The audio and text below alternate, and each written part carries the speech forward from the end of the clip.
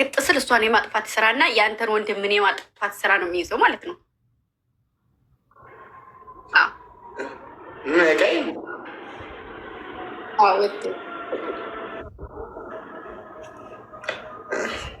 እኔ እኮ ለእናቴ አንድ ነኝ። ብራባ ምን አለ ዘር እኔም አንድ ነህ እኮ ውዴ። ግን ወሰልታለሁ ብለህ ካሰብክ በቃ የለም እንደሌለ ቁጠረው።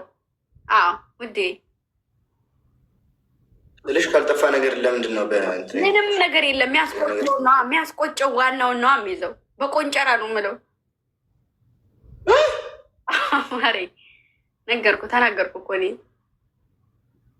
ኧረ ማሬ እያሉ ገደላ ይደብራል። በእናትሽ እንዴ በማሬ ነገርኩ እኔ። አንድ ሴት አልኩ አንድ ሴት ጋር ስወሰልት ካየሁን ያንተና ያርገኝ።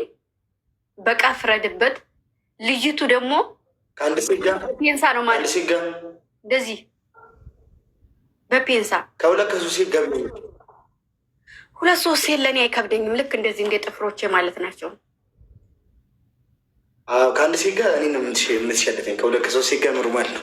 አይ እነሱም አይከብዱኝም፣ ኖርማልም አይደለም። ያንተ ይጠፋል ደግሞ እነሱም አይከብዱኝም። እንደዚህ ማለት ናቸው።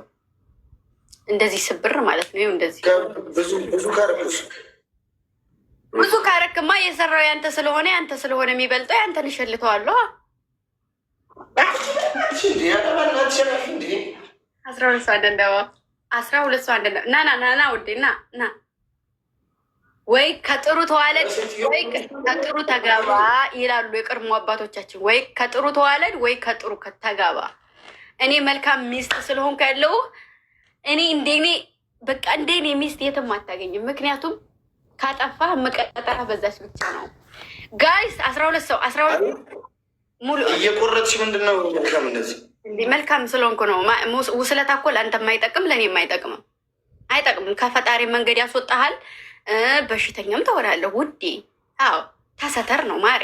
የኔ ባል ተሰትሮ ነው መኖር ያለበት። ይህን ማወቅ አለብህ። ሁለት አበባ መሙላት አቅቷችሁ መውስለት እንኳን የማይቻል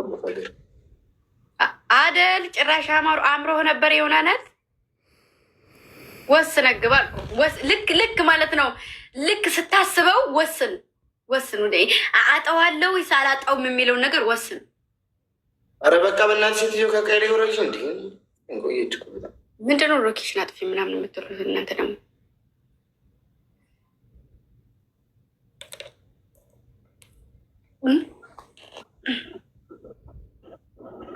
ምን ፈራ እንዴ?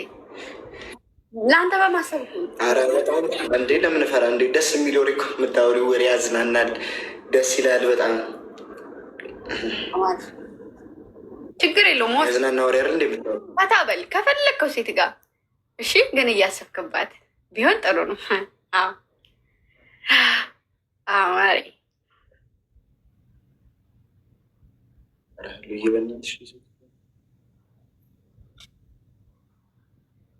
ፈታ በል ብዬ አይ በቃ ተውኩት እኮ።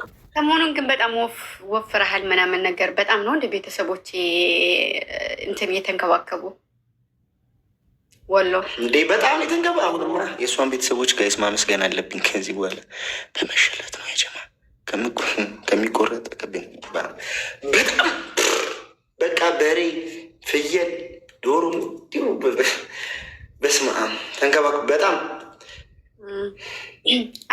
በጣም ተንከባከቡ። አዎ በጣም እግዚአብሔር ይስጥልኝ። በጣም ነው ማለት በእግዚአብሔር ይስጥልኝ።